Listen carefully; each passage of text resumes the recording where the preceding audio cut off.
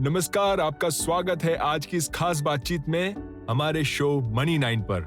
आज हमारे साथ इस शो पर हैं Mahesh Patil, chief investment officer, Aditya Birla Sun Life mutual fund से। आपका बहुत बहुत शुक्रिया महेश, आपसे बात करके हमें अच्छा लगता है। खास तौर पर इस कठिन समय में सबसे पहले मैं आपको बधाई देना चाहूंगा और आपके ऑर्गेनाइजेशन को लिस्टिंग किया गया। मैं आपको इसलिए भी बधाई देना चाहूंगा कि आप 3 लाख करोड़ पार कर गए और आपने अपना एसेट अंडर मैनेजमेंट मार्क भी क्रॉस किया। ये आपकी और आपकी कंपनी के लिए बहुत अच्छा है। जी हाँ, बहुत बहुत शुक्रिया विवेक, आपकी बधाइयों के लिए। ये हमारे लिए एक बहुत ही महत्वपूर्ण पड़ाव है। तो महेश, अब जरा मार्केट की बात करते हैं। इस वक्त का सबसे बड़ा सवाल लोगों के मन में यही है कि जब हम 60,000 के लेवल पर हैं और हम 62 क्रॉस कर जाते हैं, क्या हम अभी भी इस वृद्धि की उम्मीद कर सकते हैं इस रैली में, या हम हमारे इसी स्तर पर सीमित रहेंगे जबकि मार्केट एक उछाल लेने वाला है? जी हाँ, देखिए, इसमें कोई शंका नहीं है कि पिछले 1.5 सालों से मार्केट बहुत ही अच्छा चल रहा है, खासकर पैंडेमिक के बाद जो मार्केट को नुकसान हुआ है उसके बाद से। और रिकवरी भी काफी तेजी से और आसानी से हुई है और इसके फलस्वरूप मार्केट अपने मूलभूत से काफी ज्यादा आगे है। लेकिन मार्केट की यही बातें हमें चिंतित भी करती हैं कि क्या हमें मार्केट व्यापार में रहना चाहिए या सारे पैसे निकाल लेने चाहिए। लेकिन जब आप जरा ध्यान से देखेंगे और सिर्फ वैल्यूएशन पे ध्यान नहीं देंगे, क्योंकि वैल्यूएशन तो ज्यादा है ही, इस पर कोई दो राय नहीं है, और सिर्फ इंडिया में ही नहीं बल्कि ग्लोबली वैल्यूएशन रिकॉर्ड लेवल पर पहुंच चुका है, क्योंकि ये आसान लिक्विडिटी की स्थिति हमें हर जगह पर मिल रही है।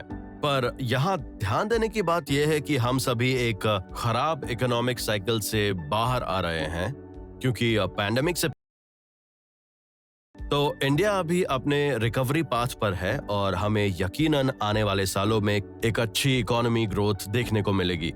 और देखिए, यही वजह है कि हम मार्केट को लेकर काफी ज्यादा पॉजिटिव हैं। हालांकि आने वाले सालों में मार्केट में कुछ बदलाव भी आ सकते हैं, जैसे पिछले 1-1.5 साल में मार्केट में ऊंच नीच हुई है।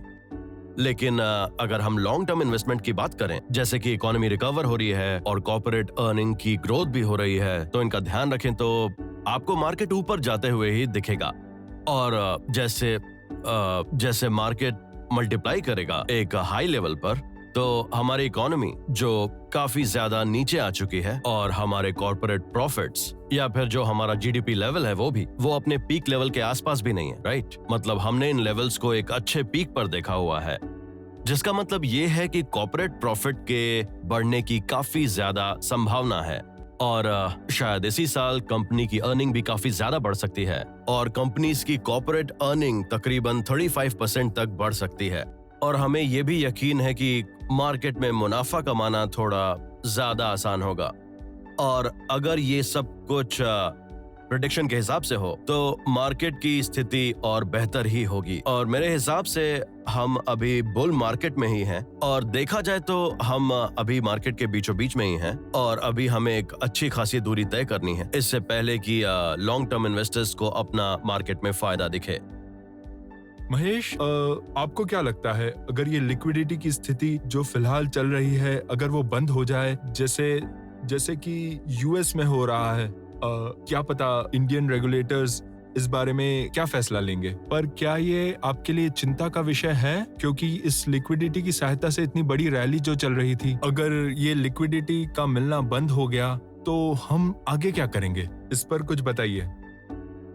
देखिए, हमारे लिए ये नई बात नहीं है, हमने ऐसा पहले होते भी देखा है, जहां पर अधिकता की स्थिति बनाई जाती है जिससे लिक्विडिटी बन सके और फिर इसी लिक्विडिटी को संकट के वक्त इस्तेमाल किया जाता है, जैसा कि हमने देखा था कोविड के समय में, जो कि अब धीरे धीरे बेहतर हो रही है और कह सकते हैं कि बहुत जल्दी नहीं पर धीरे धीरे ये ठीक हो जाएगी।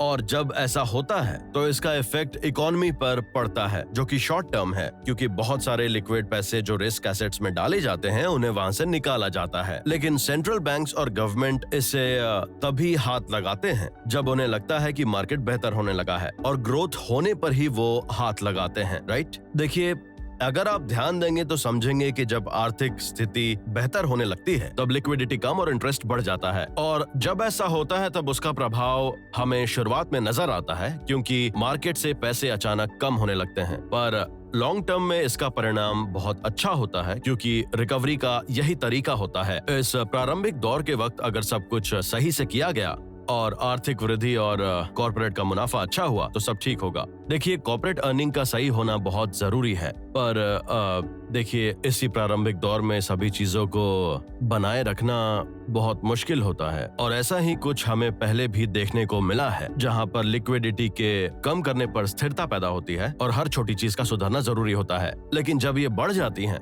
और मैं ये कहूंगा कि हमें छोटे छोटे बदलाव पर नजर नहीं डालना चाहिए बल्कि लॉन्ग टर्म सोच रखनी चाहिए, क्योंकि यही लॉन्ग टर्म सोच हमें अच्छा फायदा देगी। लेकिन हाँ, हमें लिक्विडिटी रिड्यूस करने पर थोड़े बहुत करेक्शन करने पड़ सकते हैं, ये नेचुरल है। चलिए फिर आपके नए फंड ऑफर के बारे में कुछ बात करते हैं। ये एक बिजनेस साइकिल NFO है महेश, हम इसके बारे में बहुत सुन रहे हैं। आप नया इंडेक्स फंड लॉन्च कर रहे हैं, बैलेंस एडवांटेज फंड लॉन्च कर रहे हैं। इस तरह की स्कीम्स मार्केट में पहले भी आ चुकी है। इनफैक्ट हमने कई तरह के NFOs लॉन्च होते हुए देखे हैं पिछले 12 महीनों में। तो आपने क्या सोचकर ऐसा फंड चुना है? अगर मैं इसको नाम दूं तो क्या ये एक थीमेटिक फंड है? ये बिजनेस साइकिल NFO असल में है क्या? तो अगर हम इसे फंडर्स की तरह देखेंगे तो फंडर्स हमेशा अलग अलग स्कीम्स और प्रोडक्ट्स को ढूंढते रहते हैं जिससे हमें लगता है कि निवेशकों को इससे फायदा होगा, और इसीलिए हमने कुछ फंड्स लॉन्च किए हैं जैसे थीमेटिक फंड्स, सेक्टर फंड्स, और उन्होंने मार्केट में अच्छा किया। लेकिन जब हम इस फंड की बात कर रहे हैं यानी बिजनेस साइकिल फंड, ये एक ऐसा फंड स्कीम है जिसे कभी भी लॉन्च करना सही है। इसे हम ऑल वेदर फंड आराम से कह सकते हैं, पर सेक्टरल फंड और थीमेटिक फंड ऐसा नहीं होता है, क्योंकि बिजनेस साइकिल फंड एक ऐसा विविध multi cap top down driven fund है जिसमें किसी भी तरह की रोक टोक नहीं होती, और इस तरह के फंड्स में कोई सेक्टरल रोक टोक नहीं है।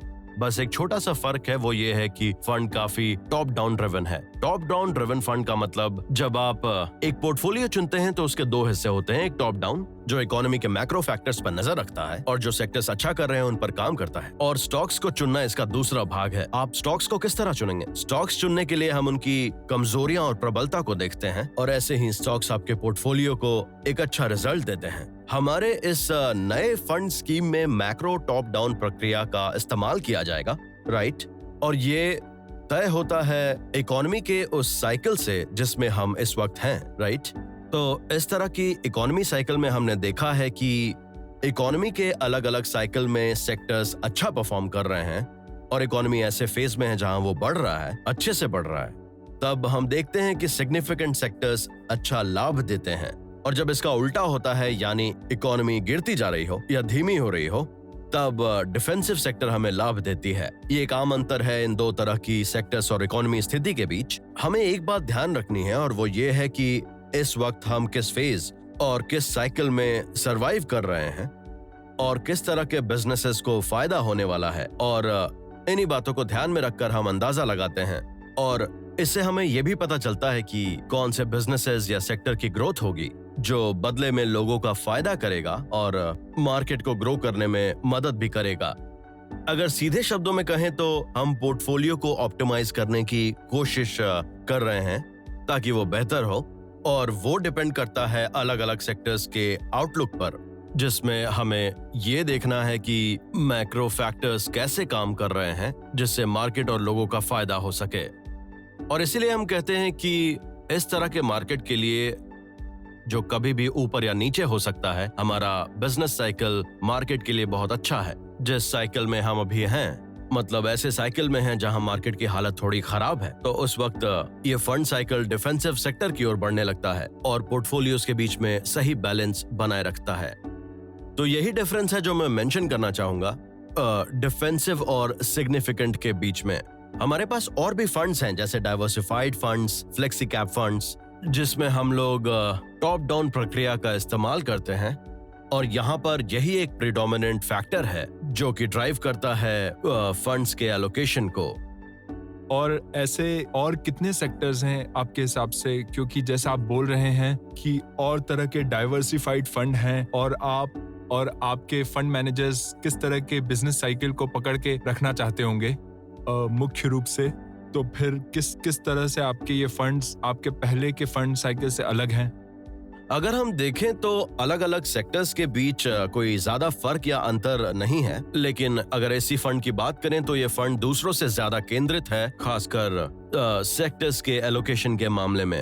एग्जाम्पल के तौर पर देखें तो जब इकोनॉमी में एक्सपेंशन चल रहा होता है तब जितने भी नॉन सिग्निफिकेंट सेक्टर्स हैं वो ज्यादा कॉन्सेंट्रेटेड रहती हैं, जैसे कि capital, would sector, banking, insurance sector. तो ये वो सेक्टर्स हैं जिनमें आपको ज्यादा कॉन्सेंट्रेशन मिलेगा, तो हमें इन पर खास नजर रखनी चाहिए। यहाँ पर सेक्टरल कॉन्सेंट्रेशन एक पर्टिकुलर सेक्टर में जहाँ हम ज्यादा बुलिश हैं आने वाले 1, 2 या 3 सालों के लिए, ये स्थिति दूसरे फंड डाइवर्सिफाइड साइकिल से ज्यादा प्रबल होती है। और जो सेक्टर्स से हमें काफी पॉजिटिव उम्मीद रहती है उनमें डेविएशंस काफी ज्यादा होते हैं, मतलब इन सेक्टर्स में विचलन ज्यादा होती है। तो इन फंड्स पर आपको ज्यादा नजर रखनी चाहिए दूसरे फंड्स के बनिस्बत।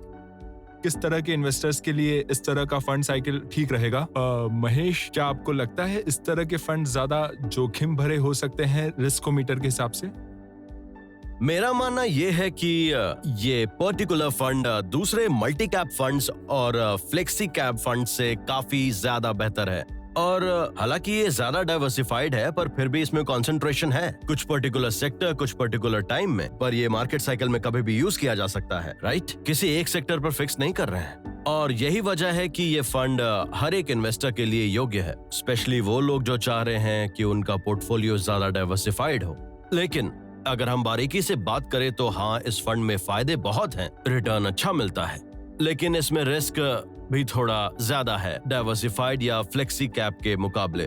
जो इन्वेस्टर्स इन्वेस्ट करना चाहते हैं डाइवर्सिटी या फिर बेटर रिटर्न्स पाने के लिए, मगर अगर आपके पास इस तरह का फंड्स हैं जिसका कंसंट्रेशन ज्यादा हो और जिसमें थोड़ा रिस्क भी ज्यादा होता है, तो उसमें आपको रिटर्न्स भी अच्छे खासे मिलते हैं। तो अगर आप इस रिस्क को लेने के लिए तैयार हैं और आपके प्रेडिक्शन सही होते हैं, तो जो रिटर्न्स आपको मिलने वाले हैं वो काफी बेटर होंगे डाइवर्सिफाइड फंड्स के मुकाबले।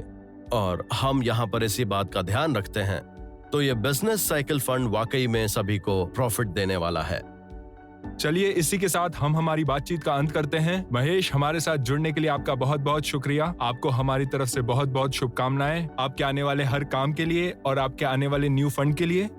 और हम लोग उम्मीद करते हैं कि मार्केट हमें इसी तरह आश्चर्यचकित करता रहे। आपका शुक्रिया महेश, हमारे इस शो से जुड़ने के लिए। Thank you, my pleasure.